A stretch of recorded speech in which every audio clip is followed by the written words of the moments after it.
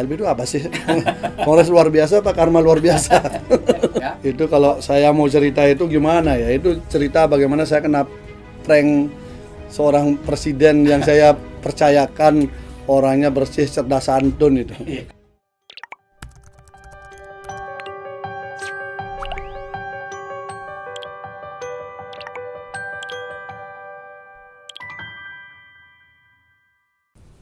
Assalamualaikum warahmatullahi wabarakatuh. Salam damai sejahtera buat kita semua. Om Swastiastu, Om Swastiastu. Namo Buddhaya, dan salam kebajikan. Saya Feby Mahendra, Direktur Pemberitaan Tribun Network. Kali ini bersama seorang tamu istimewa, teman saya juga, Pak Gede Pasek Suwartige. Beliau adalah Sekjen PPI, sebuah ormas yang didirikan bersama dengan mantan Ketua Umum Partai Demokrat, Anas Urbaningrum, yang saat ini lagi nyantri di Lembaga Pemasyarakatan Sukamiskin di Bandung. Kenapa saya ngundang Bli Gede Pasek Suwartige? Karena ketika Partai Demokrat lagi gonjang-ganjing, beliau memang mantan kader Partai Demokrat, beliau muncul ke permukaan lewat sosial media, terutama ketika kubu Partai Demokrat AHY menunjuk Bambang Wijoyanto sebagai lawyer atau penasihat hukum mereka. Mas Gede, Bli Gede, Ya, sehat? sehat. Alhamdulillah, terima kasih. Ini saya senang nih ketemu guru saya waktu di wartawan ya. Sudah hadir di sini. Bli, bisa cerita nggak Bli? Karena kan secara guyonan Bli Gede kan bikin kaos tulisannya KLB, karma luar biasa. Ya mungkin ini joke ya. Ya. Tapi saya yakin Bli Gede punya banyak cerita mengenai sebenarnya kudeta juga di Partai Demokrat ketika Bung Anas Urbaningrum menjadi Ketua Umum Partai Demokrat hasil Kongres di Bandung. Iya.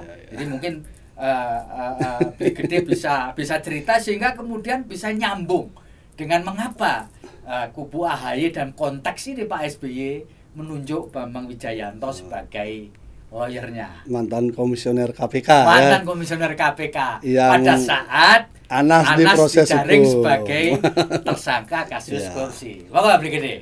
Ya, ini memang kalau ngomong ceritanya panjang, Ya. tapi kita pendekkan saja. Intinya adalah ketika Kongres di Bandung itu boleh dikatakan AU menang tapi tidak diinginkan. Ya. Jadi prinsipnya di sana dengan berbagai pergulatan yang ada lah. Ya.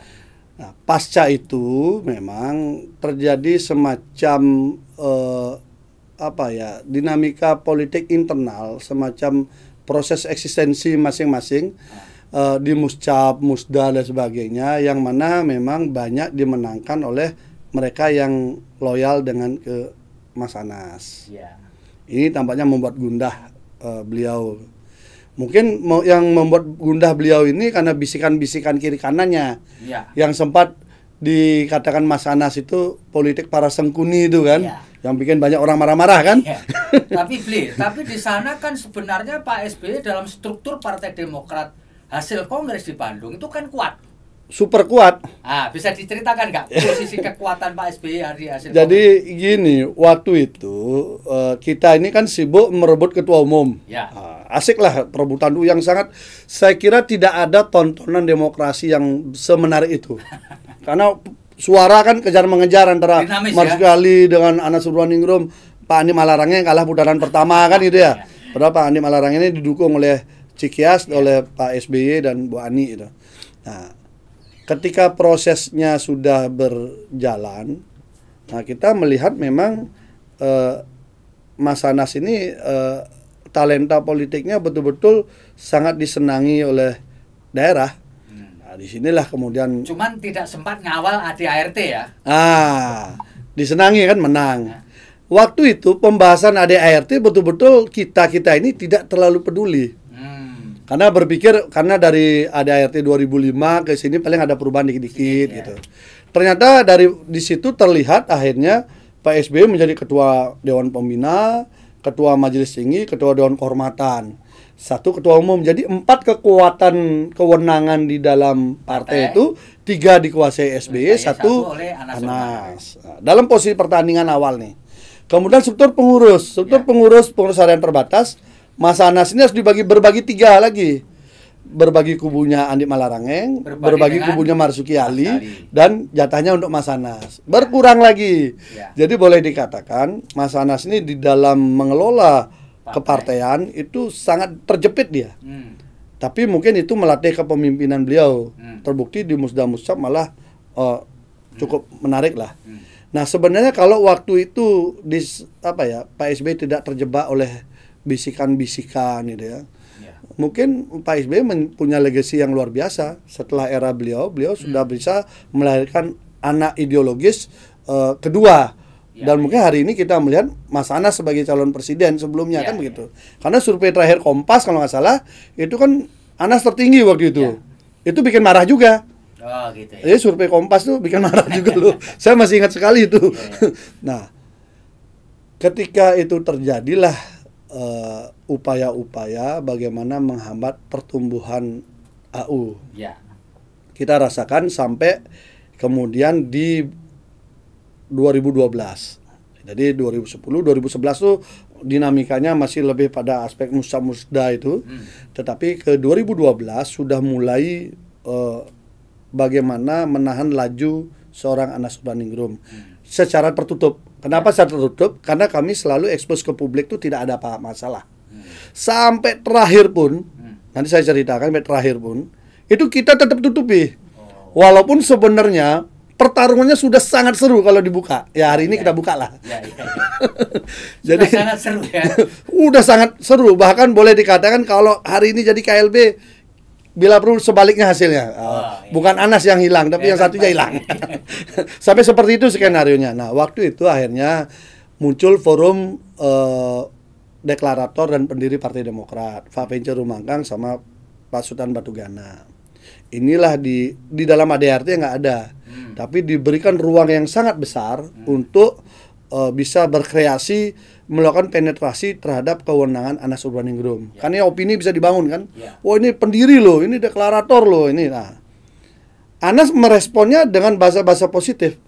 Ini adalah hal yang sangat positif. Partai lain tidak punya, kan bahasa-bahasa beliau selalu begitu kan. Tetapi kewenangannya dikasih betul oleh SBY sehingga mereka diberikan ruang untuk melakukan silatnas di Sahid bulan Juni 2012. Di situ Anas nggak datang, saya juga nggak datang. Saya menemani Anas dengan beberapa teman-teman. Kita nonton aja, jadi nobar lah, tidak ikut itu. Nah, akhirnya di sana pertama kali pidato SBY memberikan sinyal bagi mereka yang bermasalah secara hukum, kurang lebih begitulah ya, agar keluar dari partai, usirlah. Nah, kita udah baca itu karena waktu itu nama Mas Anas sudah disebut sebagai terlibat kasus Hambalang, udah macam-macam lah beritanya. Tapi status hukum nggak ada, terperiksa pun belum, baru tersebut di dalam media. Nah, singkat cerita, program dari forum pendiri ini gagal, tidak mampu melakukan penetrasi secara maksimal karena status Anas nggak ada apa-apanya. Sampai kemudian mungkin pertarungannya ketat terus nih. Timpa opini, ini penetrasi, dan semakin berjarak lah antara Cikias dan Durensawit. Memang jaraknya memang berjarak ya, tapi secara politik juga semakin berjarak. Semakin berjarak. Akhirnya singkat cerita, ya kami sudah membaca waktu itu ketika Pak SBY keluar negeri. Ke Arab ya? Ke Arab. Mas, ini beliau sudah berangkat nih, kayaknya bisa-bisa deket ini. Udah deket ini kan gitu ya. Mas Anas ketawa saja. Ternyata tanggal 4 Februari beliau jumpa pers di situ, press conference, memberikan pertanyaan kepada KPK. Nggak lazim ya? Ya nggak lazim lah. Kunjungan kepala negara, kepala pemerintahan, sebagai presiden. Lalu di sana jumpa pers dari Jeddah, sudah mau pulang ini. Ini sudah sampai mau pulang kok belum jadi tersangka, kira-kira gitulah. Ini tafsir kita ya. Kok belum tersangka juga? Ya udah kita jumpa pers saja, kasih sinyal itu. Yang di situ tuh gimana sih? Mungkin begitulah. Bahasanya adalah mempertanyakan tentang kepastian status hukum Anas Urbaningrum. Lah orang nggak jadi tersangka kok nanya status kepastian. Bahasanya lucu juga, kurang lebih begini. beliau bilang ini, udah dipastikan statusnya Anas Urbaningrum, kalau memang bersalah, katakan bersalah. Kalau tidak bersalah, tolong jelaskan kenapa tidak bersalah. Itu bahasa yang kurang lazim lah di dalam itu. Nah, tanggal 4 itu. Nah, ketika beliau kemudian balik ke tanah air, tanggal 7 malam bertemulah dengan Pak Syarif Hasan dengan beberapa orang. Disitulah pertama kali muncul sprindik bocor. Sprindik KPK nyampe di istana bocor. Ternyata sprindik itu tidak didahului gelar perkara. Benang merahnya yang semangat nekan di sana Abraham Samad sama Bibi Bambang Wijoyanto yang hari ini dipercaya sama kubu AHY. Jadi benang merahnya agak panjang lah. Nah, di sana muncul akhirnya menjadi rame, dan walaupun ketika komite etik berjalan, Syarif Hasan membantah. Saya nggak pernah ngomong itu, tapi wartawan kan ada. Semua media memuat itu. Syarif Hasan lah yang membocorkan pertama kali bahwa Anas sudah tersangka. Nah, kalau tanggal 7 disebutkan Anas sudah tersangka, maka tanggal 8 SBY langsung menyambut. Membuat rapat majelis tinggi. Di sana diundang seluruh majelis tinggi, termasuk Anas Urbaningrum sebagai wakil ketua majelis tinggi. Itu yang disebut sama Pak Bang Joni Allen nih, Bang Jam, yang dibilang kudeta SBY terhadap AU itu tanggal 8 Februari itu. Di forum majelis tinggi. Di forum itu. Jadi kalau orang bicara kapankah proses kudeta merangkak itu mendapatkan titik legitimasi secara politik, secara faktual, maka kita bisa baca 8 Februari. 8 Februari itu keluar 8 butir penyelamatan Partai Demokrat yang isinya mengambil alih kewenangan Anas Urbaningrum sebagai ketua umum. Wah, itu bahasanya boleh lah, ini itu. Anas belum jadi tersangka, tapi kewenangannya sudah diambil alih. Pokoknya kamu tuh bermasalah, aku yang ambil alih. Hari ini semua DPD, DPC, fraksi saya tanggung jawab. Anas, kamu konsentrasi bidang hukum. Kamu ada masalah hukum, kamu konsentrasi di situ. Pada saat itu belum tersangka ya? Butir ke-7 belum tersangka, tanggal 8 belum tersangka. Artinya apa? Ini ada miss skenario. Kalau kami bacaan analisa bisa salah, tapi kayaknya banyak benarnya ya. Analisa bisa salah, tapi banyak benarnya. Kenapa? Karena rangkaiannya ini ketemu. Nah, tanggal 4 pidato, kok ini belum jadi tersangka. Tanggal 7 datang, sprindik udah dibocorkan, artinya wis lho Pak, iki belum lengkap tanda tangan nih, masih ada yang belum, tapi ini sudah gitu loh. Nah, ini bocor. Nah, tangan Tuhan lah bekerja di situ, bahwa tidak ada kejahatan yang sempurna kan. Nah, muncul. Tapi karena alurnya sudah disiap tanggal 8 untuk diambil alih, tanggal 8 diambil alih. Pidatonya SBY sendiri. Bahwa penyelamatan partai itu beliau akan ngambil alih semua. Seluruh kewenangan diambil lah sebenarnya. Kemudian tanggal 10 beliau membuktikan secara de facto bahwa beliau yang mengatur. Ketua DPD dipanggil semua ke Cikias. Anas Urbaningrum tidak. Artinya sudah nggak dianggap kan? Wes Anas, kamu nggak dianggap lah. Minggir. Aku sekarang walaupun tidak lewat kongres ngambilnya ya, lewat rapat di Cikias doang. Itu akhirnya diambil. Anas pintar juga, ngelawannya tidak vulgar. Dia datang ke Lebak, kunjungan pelantikan PAC dia datengin gitulah. Untuk membuktikan bahwa beliau masih ketua umum. Cara melawannya kan halus ya. Nah, kemudian tanggal 8 diambil alih. Tanggal 10 kumpulkan DPD. Di situ beliau menurut laporan teman-teman DPD menceritakan bahwa partai ini akan tenggelam kalau nggak segera saya ambil alih. Karena survei kita sudah 8,3. Jadi yang dipakai hasil survei. Hasil survei Saiful Mujani Riset dan Konsultan, Pak Saiful Mujani.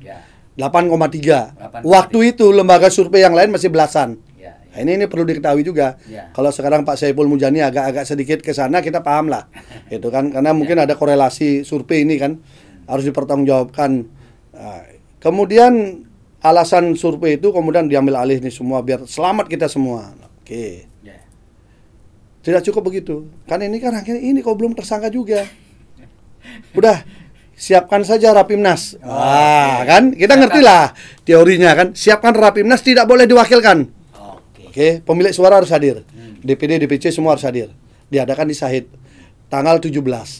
Suratnya dibuat tanggal 14. Jadi tanggal 8, tanggal 10 SBY ngumpulin DPD, tanggal 14 keluar surat. Suratnya ini terlucu di dunia. Karena yang tanda tangan ini Sekretaris Majelis Tinggi dan Sekjen DPP Partai Demokrat. Jadi Sekjen sama Sekjen. Ya? Sekjen sama Sekjen tanda tangan. Nah. Ketua Majelis Tingginya cuci tangan. Ya. Tidak mau ikut. Tanda tangan. Ya biasalah kan itu harus, pokoknya saya harus bersih lah. Gitu. Tidak saya nggak ikut itu gitu kayak gitu. Nah, Anas juga nggak diajak. Nggak dilibatkan tanda tangan, tidak disuruh ikut-ikutan. Pokoknya kamu nggak usah ikut lah. Karena sudah diminggirkan memang. Dikudeta. Ya.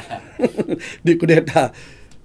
Dengan status belum menjadi tersangka. Nah, udah tanggal 14 suratnya, acara tanggal 17. Berarti hitungan kita waktu itu tampaknya diantara ini pasti sudah tersangka.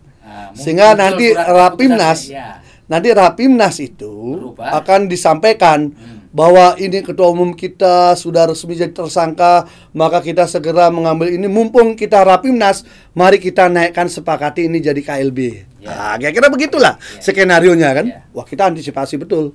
Sebagai orang pergerakan kita antisipasi betul. Wah, ini gimana? Oke. Kalau memang dia paksakan itu, udah tarung di forum itu. Nah, sampai tanggal 16 malam ternyata belum keluar. Ya? Belum juga nih KPK. Belum juga nih, gimana kan skenario besok udah acara. Tapi surat keputusan untuk tersangka belum ada juga. Belum ada juga.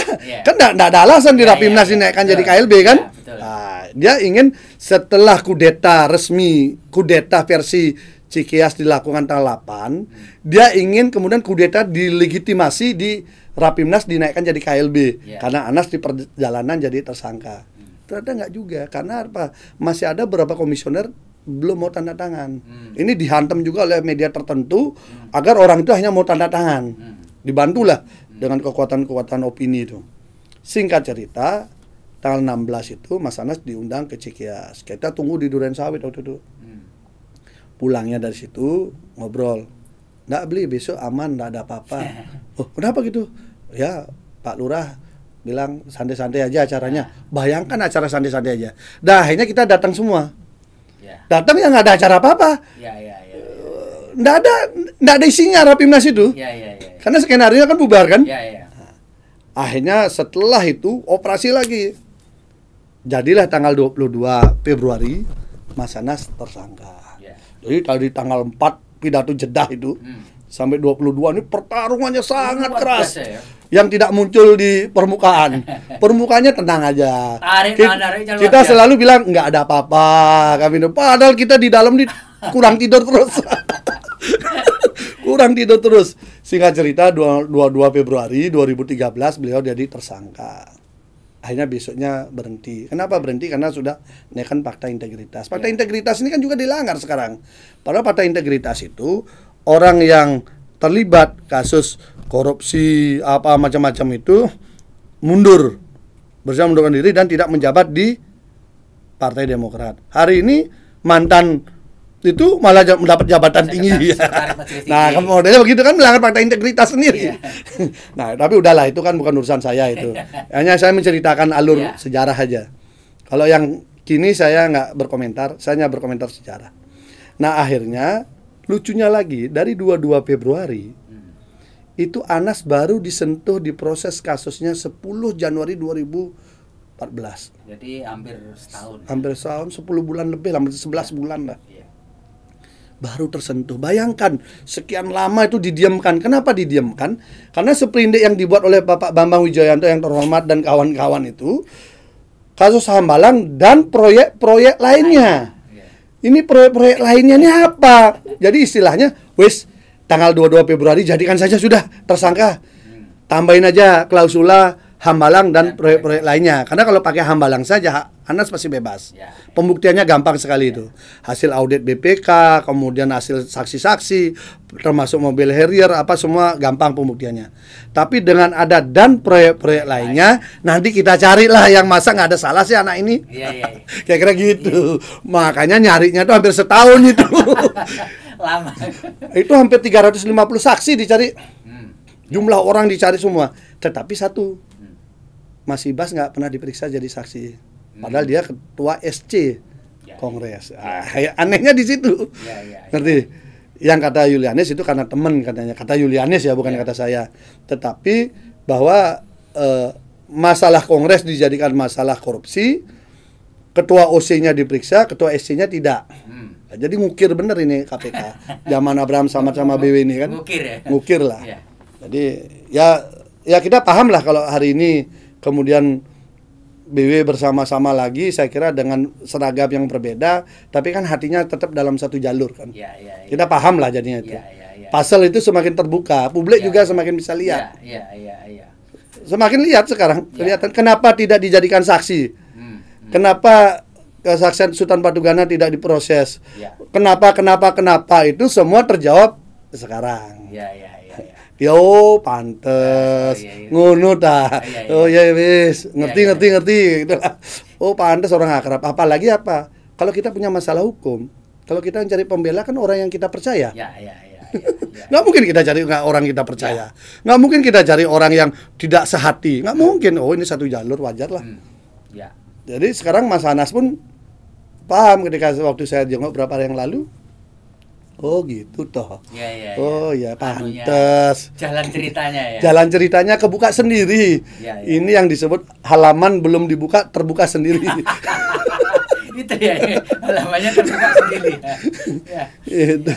Bli, pada waktu menjelang Mas Anas menjadi tersangka, itu kan Partai Demokrat dan negeri ini lagi bersiap-siap untuk pemilu ya. Betul. Lalu kemudian ada cerita bahwa sebenarnya kalau Anas Urbaningrum saat itu bilang, ya sudahlah, TJTB kita nggak usah urus. Sebenarnya Partai Demokrat nggak lolos verifikasi di KPU pada waktu itu. Gimana Bung ceritanya? Oh itu ceritanya gini. Waktu proses verifikasi partai itu kan yang menghandle itu kan direktur eksekutif. Jadi tim di direktur eksekutif itu ada Pak Toto, Pak Fajar, dan Mas Alam dan Mas Rahmat.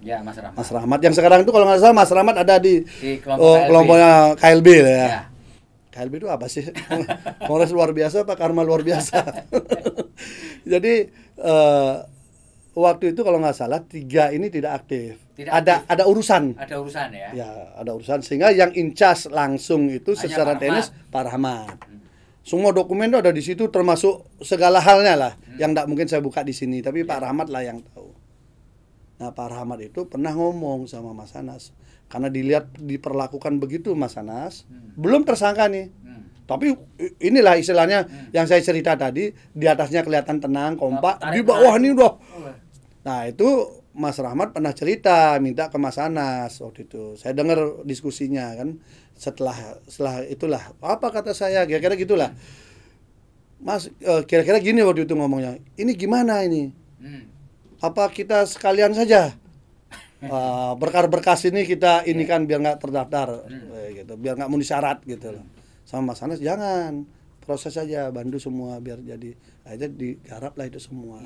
Itu Mas Rahmat tahu persis ceritanya itu.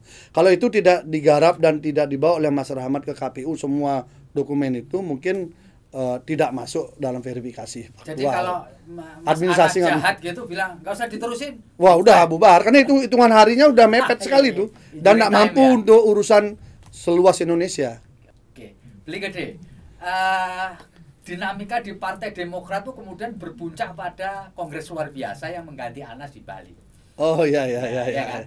Tapi bisa nggak cerita pada itu beli gede? Kenapa Bapak SBY atau Pak SBY yang kemudian ditunjuk sebagai ketua umum?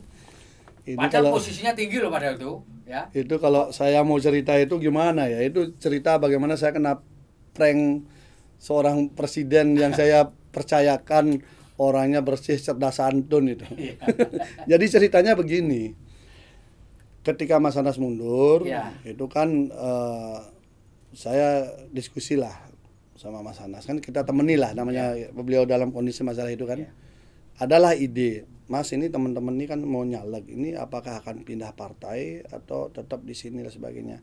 Gimana kalau demi penyelamatan partai, saya punya ide ngomong sama Mas Anas. Kalau cerita soal ini ya cerita bagaimana antara senang dengan sedih. Senangnya itu bahwa yang ngeprank saya ini seorang presiden. Nggak senangnya tuh kok ada gitu loh. Orang yang sudah harusnya kita bicara gentleman agreement, seorang politisi yang dalam konteks berpikir soal bangsa dan negara kok bisa menipu hal yang sebenarnya sangat substansial. Ceritanya gini. Suatu malam saya ke tempat Mas Anas di Duren Sawit, kita diskusi lah. Ngomongin nasib teman-teman kan. Mas ini gimana? Kan teman-teman ini nunggu apakah pindah partai atau tetap, kalau tetap seperti ini gimana gitu. Siapa yang nanti kita penggantinya Mas Anas gitu. Gimana kalau kita dukung Pak SBY aja sampai di pemilu ini aja biar kompak kita semua. Oh boleh juga gitu. Mas Anas nggak apa-apa kan kalau saya misalnya ngomong itu ke media soal ide ini? Oh ya silahkan gitu. Udah dapat izin Mas Anas. Saya kan waktu itu masih ketua komisi 3. Saya ke DPR lah. DPR itu kan wartawan ngumpulnya udah. Ini ada berita ya gitu. Kita ngomong lah kan. Ketika saya ngomong itu semua wartawan ketawa. Wah ini ngenyek nih kayak kira gitulah. Lo serius ini? Lo serius? Akhirnya mulai pasang tripod, pasang inilah wawancara resmi. Saya sampaikan bahwa saya mengusulkan Pak SBY sebagai ketua umum agar bisa dipilih secara aklamasi demi bersatunya semua elemen partai, karena kita sudah masuk tahapan pemilu di mana kita harus segera untuk berkompetisi di lapangan. Segala problem internal kita tutup dulu.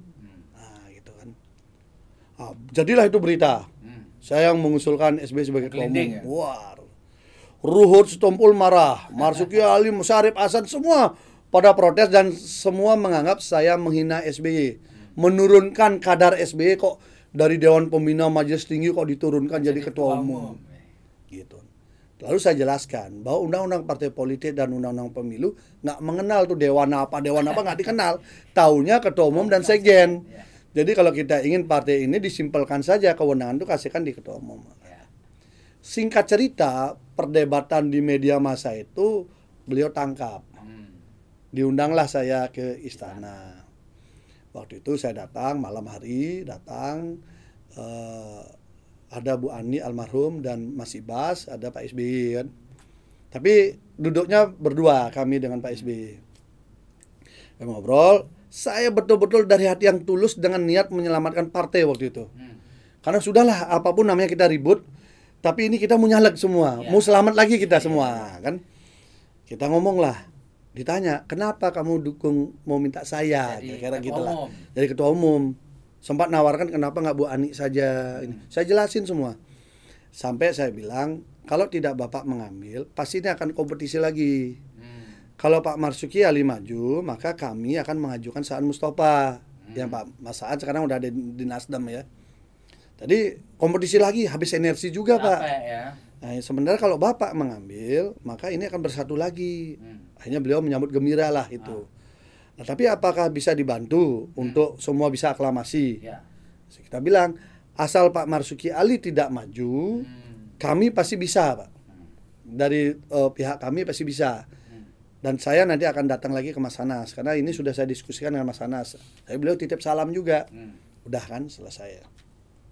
Singkat cerita, beliau mengajak nanti kita ketemu di Bali ya. Itu kira-kira 3-4 hari menjelang kongres. Udah ada dekat itu. Kita ketemu di Bali ya. Oh siap. Nah, akhirnya ya antara 3 atau 5 hari lah sebelumnya udah dekat itu. Kita ketemu di Bali. Ya Pak, udah singkat cerita ada komitmen di sana. Nanti kalau saya sudah terpilih, kita bersatu lagi semua ya, saling bahu membahu, kita selamatkan partai. Bahasa biasalah. Bahasa yang begitu ya menarik hati lah ya, memikat kita semua. Saya pun memang niatnya begitu. Dengan semangat saya pulang dari situ langsung ke Duren Sawit. Saya bilang sama Mas Anas, Pak SBY sudah mau. Oke, dari ini. Mas Anas ketawa dia. Tawa. Terus gimana Mas? Tapi langsung ambil HP. Langsung udah nelponin DPD, DPC. Kaget banyak. Kenapa diarahkan milih SBY gitu loh. Oh sudahlah biar semua selamat, pilih SBY aja dulu. Nanti urusan saya belakangan lah. Yang penting proses teman-teman nyalek, saya melihat Mas Anas bisa mengorbankan dirinya untuk teman-temannya ini biar selamat dulu. Selamat dulu lah ya. Nah, saya semakin kasihan melihat beliau kan dengan posisi begitu. Padahal udah tahu juga penyebab beliau seperti itu gitu loh. Singkat cerita akhirnya KLB di Bali. Pas KLB di Bali, saya memang men-setting Mas Anas ini kan pengamanannya kalau dibilang menggunakan alat kekuasaan itu ya sebenarnya zaman SBY, bukan zaman Jokowi. Pengamanan gimana maksudnya itu? Intel diserahkan di mana-mana hanya untuk melacak di mana ada Anas. Oh. Padahal Anasnya kan sudah dukung. Iya. Tapi tetap masih khawatir. Nah, karena kita jiwa-jiwa aktivis ini kadang-kadang nakal kan. Lalu kita bikin, Mas, settingan begini Mas, ini teman-teman Intel nih bilang posisi begini. Jadi Mas lewat darat aja. Gimana? Ya lewat darat. Jadi lewat darat lah. Dari Surabaya itu, Mas Anas lewat darat ke Bali. Tidak ke Denpasar, ke Buleleng, ke Bali Utara. Saya carikan tempat tersembunyi di situ. Nggak ada yang tahu. Jadi sampai beliau ada di Bali, nggak ada yang tahu. Karena bandara udah dijaga, semua dijaga, semua udah inilah. Komplit lah dijaga. Ketika saya ke Buleleng, tempat saya malah sudah diperiksa aparat semua. Tempat tinggal saya, orang tua saya, kakak saya, waduh semua udah dicari semua. Nggak nemu Anas gitu. Nggak nemu Anas. Akhirnya saya harus berganti mobil lagi gitu kan. Singkat cerita, saya nemui Mas Anas, habis itu semalam itu boleh dikatakan kita agak aman gitu. Butuh sampai beliau menginap, besoknya masih sembunyi, belum ada yang tahu. Akhirnya lama-lama sorenya beliau bilang begini, lah ngapain kita sembunyi-sembunyi beli? Kan kita udah dukung SBY, mending kita jalan-jalan aja. Terus gimana? Ayo kita nikmati aja kan, jarang-jarang ke Bali Utara, ke Buleleng kan gitu kan. Terus gimana? Kalau gitu kita makan ini aja ya? Ya oke. Makanlah kita di sebuah restoran di Lovina itu kan. Agak terbuka. Nah itu kan lagi sedang rame-ramenya. Nah orang yang makan tuh kan lihat Mas Anas akhirnya banyak minta foto kan. Minta foto langsung heboh. Nah, malam itu juga lebih banyak pengamanan daripada yang berkunjung. Akhirnya Mas Anas itu tidurnya dikawal. Saya pulang juga dikawal. Akhirnya dari situ kita jalan terus dengan pengawalan. Jalan-jalan ke Kintamani, terus dikawal ya seneng lah kan, gratis kan, aman. Sampai ke Bebek Tepi Sawah di Ubud. Sampai di Bebek Tepi Sawah tuh, waduh, pengamanannya sampai kita bingung juga, ini apa harus begini gitu loh, apa yang ditakutkan gitu loh. Itu jauh lebih dahsyat daripada yang sekarang dinyinyirin soal Intel nanya kamu milih siapa, itu jauh lah, ini jauh lebih mencekam ini karena Intel Melayunya banyak. Habis itu selesai makan itu kita jalan, nah muncul pikiran nakal, Mas kita godain yuk, kita main kucing-kucingan sama Intel-Intel ini. Nah akhirnya mobil-mobil ini kita pecah, kan kita berapa mobil tuh, pecah-pecah mau yang buntutin kan pecah juga, pecah diri juga. Singkat cerita Mas Anas ke rumah saya, sore itu ke rumah saya, akhirnya saya telepon teman DPC, tolong bawa mobil kecil satu. Bawa mobil kecil satu, kita masuk rumah. Singkat cerita keluarlah semua mobil nih. Mas Anas enggak, Mas Anas di rumah, saya keluar, semua keluar, keluar rombongan, wah ini Intel semua ngikutin ini kan. Semua ini saya pecah. Setiap ada pertigaan satu mobil misah, setiap ada pertigaan perempatan misah, sehingga pecah habis. Tapi kemudian setelah ini pergi semua baru mobil kecil keluar. Nah, ini Mas Anas, saya bawa ke Jimbaran. Beliau menginap di villa di Jimbaran. Nggak ada yang tahu lah. Itu ada teman yang jagain juga di sana, jadi nggak ada yang tahu profesi. Saya ke lokasi kongres. Kebetulan ada dialog siaran langsung TV kan. Sampai di tempat kongres, dikira ada Anas di situ. Begitu saya turun, saya sendiri turun, nggak ada siapa-siapa. Waduh, dilihat aparat begitu, ada kosong. Ada mobil ke bandara kosong. Nah, singkat cerita akhirnya ada bagian pengamanan itu cari saya. Beli, hormat, saya kalah. Kalah apa Pak? Di mana Anas? Ini kisah dikejar-kejar Intel ini kan. Di mana? Ya, kenapa udah ngawal dari tadi? Udahlah, di mana Anas? Saya bilang, Anas di tempat yang aman. Enggak, tolong beritahu di mana. Pokoknya saya kalah dah. Enggak, tempat yang aman. Akhirnya apa yang terjadi? Dia mengira Anas tetap masih di rumah saya. Jadi saya malam itu pulang, rumah saya dijagain gitu. Padahal Anasnya nginapnya di Jimbaran. Singkat cerita besoknya KLB. besok KLB, saya minta izin, saya minta BBM Pak, waktu zaman itu BBM Mas ya. BBM Pak SBY, izin Pak, saya nggak ikut KLB, saya mengawal Mas Anas keliling biar KLB-nya lancar. Oh gitu ya. Beliau nitip salam dan mempersilahkan saya jalan. Akhirnya saya beritahu bagian keamanan juga, kita pakai patwal lah. Wah, ini tersangka. Tapi dijawab nggak BBM-nya? Oh dijawab. Oke. Oh iya, dipersilahkan saya menemani Mas Anas. Bahkan beliau titip salam untuk Mas Anas. Di sana pertama kali tersangka dikawal patwal. Dikawal patwal, kita jalan. Rapi semua ke Pasar Seni Goang, kemana gitu. Itulah singkat cerita, dikawal kita. Selesai. Beliau terpilih. Sore kami pas pulang. Beliau BBM lagi. Saya di BBM sama beliau. Sampaikan terima kasih atas dukungannya. Kongres KLB sudah selesai dan secara aklamasi. Sampaikan terima kasih juga pada Bung Anas dan mohon usulan nama-namanya untuk kepengurusan. Udah kan? Mas, saya kasih kan baca. Oh ya udah, titip salam balik. Saya udah seneng nih, ada komunikasi positif nih kan. Nah, bagi kita yang menjembatani ini kan seneng kan. Nah, udah titip salam, mungkin namanya besok diusulkan. Udah. Singkat cerita, besok nih, biar cepat dan besok usulan nama. Kirim. Oh ini. Ya, kirimlah nama itu, cus. Yang tersisanya Saan Mustafa aja. Itu pun kepengurusan perusahaan yang terbatas biar tetap karena Ibas jadi sekjen. Nah, bayangan saya sebagai orang yang orang politik ya, investasi politik kita lebih banyak lah. Dari ide, menggarap, mengamankan Anas, melancarkan semua. Kayaknya jabatan saya itu pasti melambung naik lah kan. Jadi kepercayaan. Ternyata bukannya melambung, terhempas. Hilang. Dan tersisa cuma satu gitu ya. Tersisa satu, itu pun memang sebelumnya jabatannya di situ. Yang lain hilang. Kena prank ya? Kena prank betul. Di situ saya kaget betul, nggak menyangka. Tapi orang nggak tanya, beli nggak tanya, kok begini nggak? Waduh, udah saya waktu itu begini, saya nggak menyangka orang sekelas kepala pemerintahan, kepala negara, tingkat pendidikan sangat tinggi, kita bicara dari hati ke hati, kemudian bisa mengkhianati dengan cara dingin begitu. Kalau sekarang misalnya beliau mengeluh gini, saya sebenarnya lebih dulu mengeluh loh dengan cara begitu. Tapi beliau nggak maaf beli. Nggak bisa. Seperti tidak pernah ada apa-apa. Seperti nggak pernah. Malah kemudian saya dipretelin semua. Wakil ketua fraksi saya hilang. Pokoknya semua hilang jabatan saya. Jadi akhirnya yang terjadi adalah kita malah habis. Dihabisi semua. Di situ saya berpikir, saya merasa bersalah sama Mas Anas. Mas, saya minta maaf Mas, jadinya teman-teman begini semua. Tahu begini kan kita maju aja semua. Tarung aja sudah kan. Kalau tarung pasti menang Mas Anas.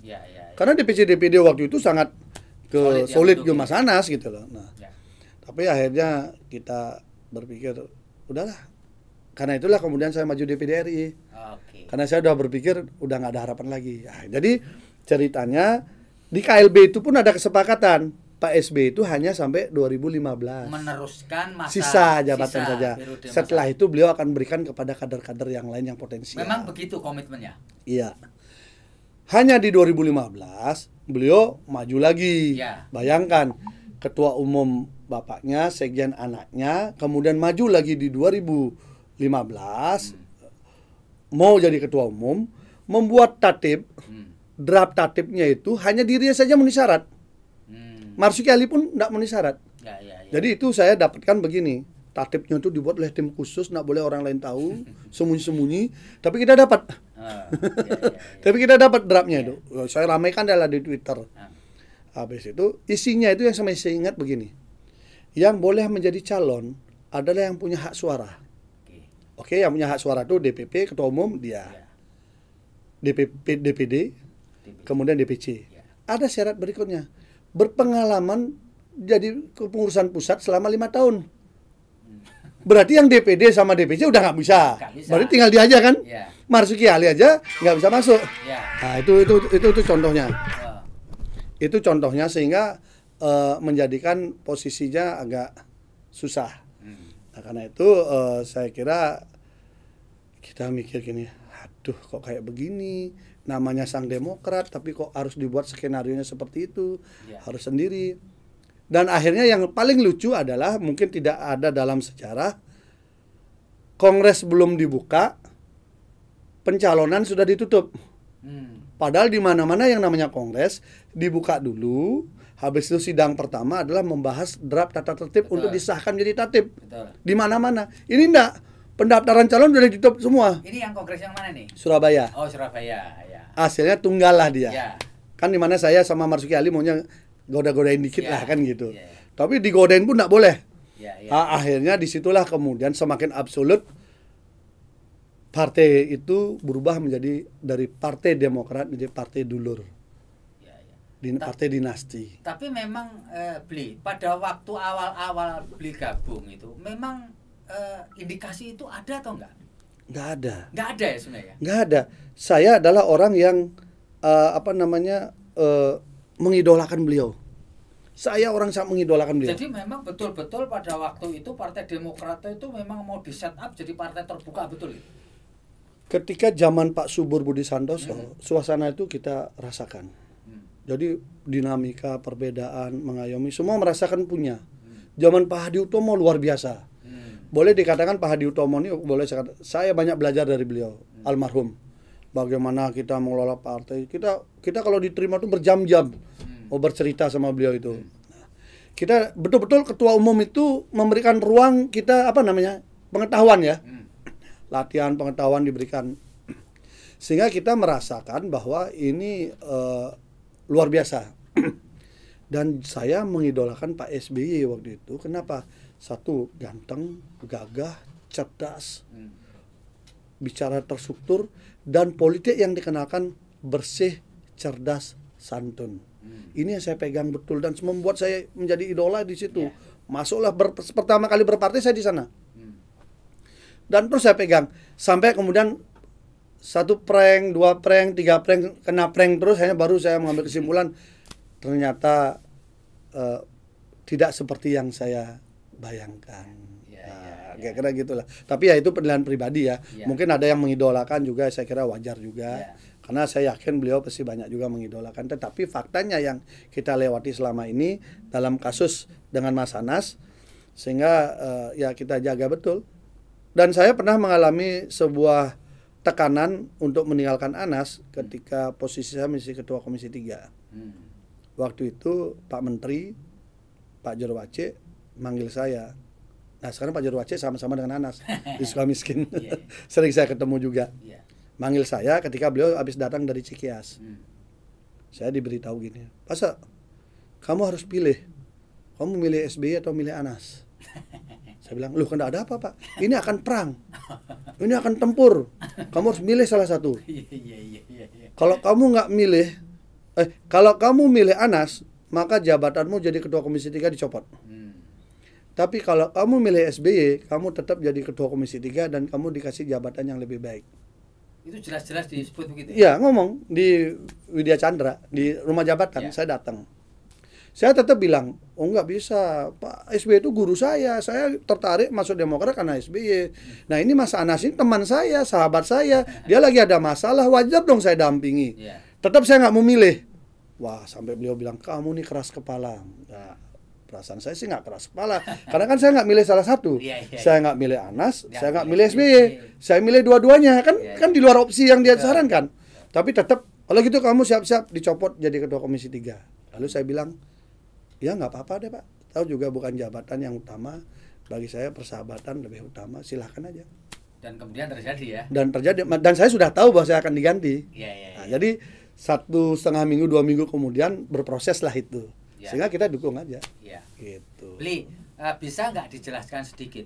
Kan tadi disampaikan bahwa Pak SBY menawarkan kalau bisa hasil KLB di Bali itu bukan saya tapi Bu Ani, tapi Bli molong jangan Pak. Itu sebenarnya apa sih pertimbangan Anda pada waktu itu untuk mengatakan jangan Bu Ani Yudhoyono lah yang jadi ketua umum? Apa Pak? Karena posisi di partai yang langsung in charge itu kan Pak SBY, ketua Majelis Tinggi, ketua Dewan Pembina, sehingga biar langsung itu disatukan aja otoritasnya itu. Tidak lagi 3 kekuatan, langsung satu lagi. Kalau ndak gitu kan lucu nanti. Ya, Ketua Dewan Pembina, Ketua Majelis Tinggi ini bapaknya, Ketua Umum Ibu, Sekjen anak, kan tambah parah lagi, kita ndak bisa jualan di masyarakat. Agak susah ya. Wong ini aja menyatu sudah bapak sama anak aja, masa kayak mau kita rekor muri lagi. Bapak, ibu, anak. Iya itu. Jadi kita berusaha, tapi kita nggak bilang begitu. Ya. Kita tetap bilang simbol bapak kayak diperlukan untuk menyatukan semua. Kalau kita bilang begitu tersinggung. Hanya logika politik saya kan, waduh malu dong masa bapak, ibu, anak. Lah ini apa ini? Memangnya. Beli, kita sudah sampai di penghujung ngobrol kita. Sebagai seorang politisi, seorang aktivis, ya, seorang yang mendalami dinamika politik di negeri ini. Apa yang bisa ditarik sebagai hikmah dari gonjang-ganjing di Partai Demokrat secara umum untuk dunia perpolitikan di negeri kita ini, Bli? Ya, saya kira begini, yang harus dipahami bersama, partai politik itu adalah properti publik. Kita semua, para politisi harus paham. Habit kehidupan sebuah partai politik itu adalah di masyarakat. Masyarakat memilih atau tidak, itulah nyawa partai politik itu. Karena itu kita harus membuka ruang, jangan sampai properti publik itu menjadi properti pribadi. Nah, kalau dia menjadi properti pribadi, maka dia sudah jauh dari cita-cita partai politik itu sendiri. Karena itu mari kita bangun, bukan berarti anaknya ketua umum partai tidak boleh berkarir di partai itu. Malah lucu kalau anaknya ketua umum partai itu berkarir di partai lain. Boleh dia berpartai di situ, tetapi jenjangnya harus tetap dilewati. Ya, bagaimana fase-fase itu berjalan dengan baik. Bagaimana proses-proses itu berjalan dengan baik. Itu harus dilewati, itulah yang disebutkan bahwa seluruh kader itu bisa ikut bersama-sama membangun. Jadi bukan nggak boleh ya? Bukan nggak boleh, boleh. Malah lebih bagus kelihatan dia memang kayak Kennedy, udah di partai ini. Nah, kan gitu, Gandhi di partai ini. Dia tetap bertahan. Kalau dia loncat-loncat malah kurang bagus. Tetapi kalau misalnya dia di sana, tapi jangan dijadikan properti pribadi. Apalagi properti keluarga. Hanya keluarganya saja yang punya, yang lain dianggap sebagai abdi dalam. Itu namanya parpol monarki. Parpol bentuknya tapi monarki isinya. Karena hanya keluarga yang sisanya abdi dalam. Mau nggak mau harus manut. Nah, itu saya kira kurang sehat. Kurang sehat ya sebagai partai di masa modern ini. Ya, masa modern, dan saya kira buka saja kompetisi kualitatif antar anak bangsa sehingga tumbuh kembangnya menjadi setara. Kalau dia bibit-bibit bobotnya bagus, dia akan terlatih dengan alami juga. Saya lihat, ambil contoh terakhir, Pak Hadi Utomo. Sekarang anaknya pindah partai. Tidak lagi di Partai Demokrat. Dia memilih di Partai Nasdem. Jadi lucu ya? Ya, itu mungkin pilihan politik yang mana akhirnya yang saya lihat, beliau dulu pengurus pusat. Mas Yoyo misalnya, itu ambil contoh menarik sekali. Beliau mau mengulangi lagi. Beliau sekarang menjadi ketua Nasdem di Jakarta Timur. DPC dia. Jadi memulai dari grassroots itu ya? Ketika saya tanya beliaunya, ya Beli, saya kemarin mungkin jalurnya terlalu jalur kekeluargaan. Saya sekarang ikut pesannya Bapak menempa diri dari bawah. Nah, ini yang benar. Ya ikut dong dari bawah, jangan langsung semua dibukain, semua dilayani. Ya, artinya kata Mas Anas, mencapai puncak tanpa mendaki kan, itu kan enggak fair. Ayo kalau mau mencapai puncak mendaki bareng-bareng, capai bareng-bareng. Siapa sampai duluan ya dia yang jadi pimpinan, kan begitu. Kira-kira gitulah. Ini penutup nih, ini benar-benar penutup. Please, Anda sebagai seorang sahabat dari Anas Urbaningrum yang sekarang berada di Sukamiskin, bisa cerita nggak kondisinya sehat nggak, terakhir kapan berkomunikasi, dan setelah nanti bisa keluar apakah akan kembali ke dunia politik atau istirahat dulu, bagaimana Bli? Ya, saya beberapa waktu yang lalu ke sana menengok beliau. Sehat. Jujur salah satu politisi, bukan karena saya dekat ya, tapi memang saya semakin dekat, semakin mempelajari sosok anak ini, memang termasuk aset bangsa yang bagus ya. Bayangkan, begitu besar tekanannya, dia tetap stabil emosinya. Kalau kayak Pak SBY kan belum apa-apa udah bikin puisi, nangis, cengeng kan gitu. Ini Anas ditekan kayak begitu, tetap datar. Itu kan tidak mudah mengelola emosi itu. Dan sampai sekarang beliau seperti itu. Saya kaget. Terakhir itu Nasaruddin minta maaf. Datang ke bilik penjaranya, kamarnya beliau. Gitu ya beliau. Datang, iya, ini minta maaf. Beliau cerita sendiri.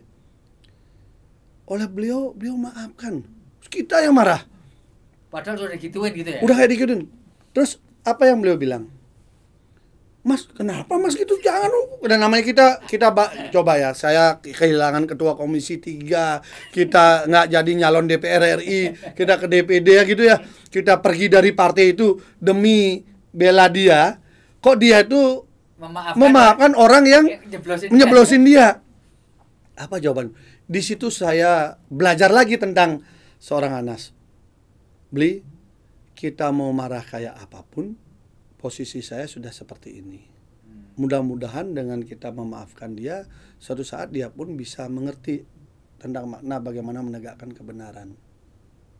Kalau dia merasa waktu ini dia melakukan kesalahan, dia minta maaf, ya udah kita maafkan aja. Terus suatu saat juga pasti ada manfaatnya, kita manfaatkan sekarang. Aduh, kita bingung juga. Ya sudahlah. Kalau memang begitu Mas, ya udah kita maafkan. Karena itulah waktu di ILC, ya. Waktu saya ngomong terakhir kasus dia keluar itu, saya bilang, ya nasib dia lah keluar. Mau gimana lagi? Padahal kita punya serang dia lagi. Udah karena Mas Anas bilang maafkan, ya sudah. Orang yang langsung aja memaafkan, ya udah kita, itu nasib Pak Nasar aja udah bisa keluar sekarang. Nah kalau sekarang Pak Nasar berada di kubu Muldoko itu dalam rangka permainan TikTok dengan kubu Cikias, ya kita nggak ikut-ikut lah itu. Mungkin halaman berikutnya apa yang mau dibuka. Yang penting Pak Nasar sudah minta maaf sama Mas Anas. Mas Anas sudah dengan kondisi kita belum bisa menerima tapi beliau memilih memaafkan. Ya mudah-mudahan harapan saya sih Pak Nasar mau jujur saja sudah. Ceritakan saja dulu apa yang terjadi, luruskan kembali agar Mas Anas ini minimal sudah 8 tahun dia nanti menjalani semuanya sampai keluar itu bisa kembali dia menjadi warga negara yang baik, warga negara yang dibersihkan, warga negara yang bisa kembali mengembangkan talentanya dan bermanfaat bagi negeri ini gitu. Itu ya, aja. Ya.